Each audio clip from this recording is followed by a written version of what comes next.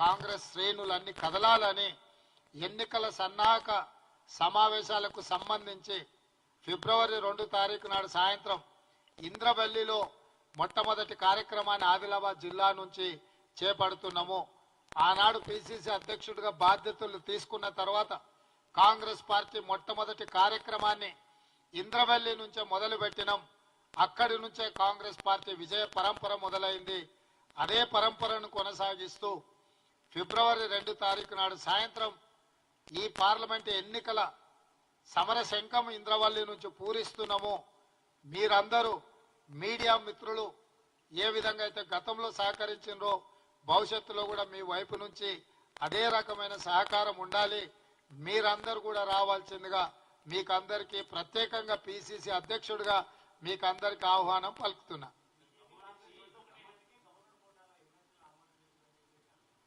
ఇప్పుడు పిచ్చి పట్టినట్టు మాట్లాడుతున్నా. ఈ దేశంలో బీజేపీ కాంగ్రెస్ ఒకటి అయితాయా? ఎవడన్నా తలుండేవాడు కానీ మతుండేవాడు కానీ మాట్లాడే మాటలేనా? ఈరోజు వాళ్ళు మాట్లాడుతున్న దానికి అర్థమని ఉండాలి, పర్థమని ఉండాలి. ఎన్నికైన ఎమ్మెల్సీలు ప్రమాణ స్వీకారం చేస్తామంటే రాజకీయ కుట్రతోని ఈరోజు దాన్ని వాయిదా వేయాలనే ప్రయత్నం చేసిండ్రు. కోదండ రామ్ గారి యొక్క ఏమంటారు, ఆయనకున్న గొప్పతనము ఒకరు చెప్పాలనా? తెలంగాణ సమాజము తెలంగాణ రాష్ట్రంలో కోదండ రామ్ గారి యొక్క పాత్రను టిఆర్ఎస్ వాళ్ళు ప్రశ్నిస్తున్నారంటేనే వాళ్ళ భావదారిద్ర్యాన్ని అర్థం చేసుకోవాలి. కాబట్టి ఈరోజు ఆ పార్టీలో వాళ్ళ దొడ్లో చెప్పులు మోసే వాళ్ళని తీసుకొచ్చి కోదండ రామ్ గారితో పోల్చి మాకు తిరస్కరించారు, మీకు ఎట్లిచ్చింది అని అడుగుతారు. ఏమైనా అర్థం ఉందా ఏం మాట్లాడుతుండ్రో వాళ్ళు? కాబట్టి ఓటమితో మతిస్థిమితము తప్పి ఉనికిని కాపాడుకోవడానికి మనుగడ చూయించుకోవడానికి ఇట్లాంటి ఆరోపణలు చేస్తుండ్రు. కాంగ్రెస్ పార్టీలో హైయెస్ట్ అథారిటీ బట్టి విక్రమార్క గారు, రేవంత్ రెడ్డి, మహేష్ గౌడ్ గారు కాదు. కాంగ్రెస్ పార్టీకి జాతీయ పార్టీ, దానికి ఒక సిద్ధాంతము, ఒక నాయకత్వం ఉంది. సిద్ధాంతపరంగా పూర్తిగా భారతీయ జనతా పార్టీ మీద పోరాటం చేస్తున్నదే కాంగ్రెస్ పార్టీ. ఆ భారతీయ జనతా పార్టీని గద్దెదించడానికే రాహుల్ గాంధీ గారు కన్యాకుమారి నుంచి కశ్మీర్ వరకు పాదయాత్ర చేసిండు. ఈ రోజు మణిపూర్ నుంచి మహారాష్ట్ర వరకు వారు మళ్ళీ 2వ విడత యాత్ర మొదలుపెట్టిండు. అట్లాంటి పార్టీ చిత్తశుద్ధిని శంకిస్తుండ్రు అని అంటే కేటీఆర్ యొక్క ఆలోచన, అతని అవగాహన, అతని యొక్క విధానం అర్థం చేసుకోండి. కాబట్టి అట్లాంటి పిచ్చి మాటల గురించి మనం పెద్ద చర్చించుకోవడం వల్ల ప్రయోజనం లేదు.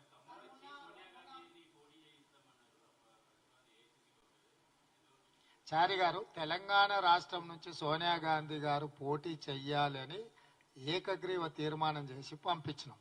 మీరు దానికి ఖమ్మం తోడు చేస్తారు, అది మరి మీరే చెప్పాలి మీకు ఎక్కడి నుంచి సమాచారం వచ్చిందో. ఇప్పటి కూడా మా తీర్మానానికి మేము కట్టుబడి ఉన్నాం. ఇప్పటి సమావేశంలో కూడా మేము అందరం చర్చించుకున్నాం. ఈ తెలంగాణ రాష్ట్రం నుంచి శ్రీమతి సోనియా గాంధీ గారు రాబోయే ఎన్నికల బరిలో దించాలి. మా బట్టి విక్రమార్క గారు స్పష్టంగా తెలంగాణ సమాజానికి విజ్ఞప్తి చేసిండు. సోనియా గాంధీ గారు నామినేషన్ వేస్తే ఏకగ్రీవంగా ఎన్నుకుంటేనే తెలంగాణ ప్రజలకు ఇక్కడ ఉండే పార్టీలు గౌరవం ఇచ్చినట్టు. సోనియా గాంధీ గారు నామినేషన్ వేసిన తర్వాత వారి మీద తెలంగాణ బిడ్డలు ఎవ్వరూ పోటీ చేస్తారని మేము అనుకోవడం లేదు. మనమందరం మీరందరూ కూడా సోనియా గాంధీ గారి ఏకగ్రీవ ఎన్నికకు సహకరించాల్సిందిగా మీకు కూడా విజ్ఞప్తి చేస్తున్నాం.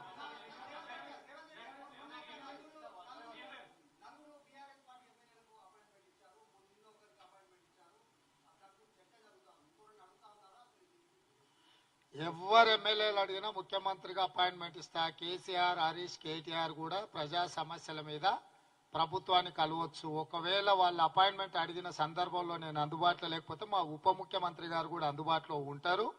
స్పష్టంగా ప్రజల సమస్యల్ని పరిష్కరించడానికి ప్రతిపక్ష ప్రజాప్రతినిధులుగా వాళ్ళు ఎప్పుడైనా రావచ్చు, కలవచ్చు, ప్రజా సమస్యలు మా దృష్టికి తీసుకురావచ్చు. వాటిని పరిష్కరించడానికి ప్రభుత్వం ఎప్పుడు ప్రయత్నం చేస్తూనే ఉంటుంది.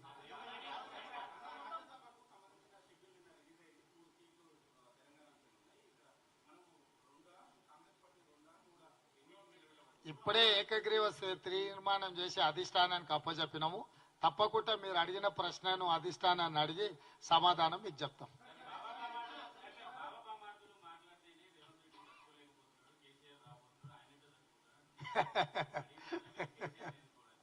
మొన్నటి ఎన్నికలలోనే బొక్కలు ఇరగొట్టి బోర్లు పడేసారు ప్రజలు.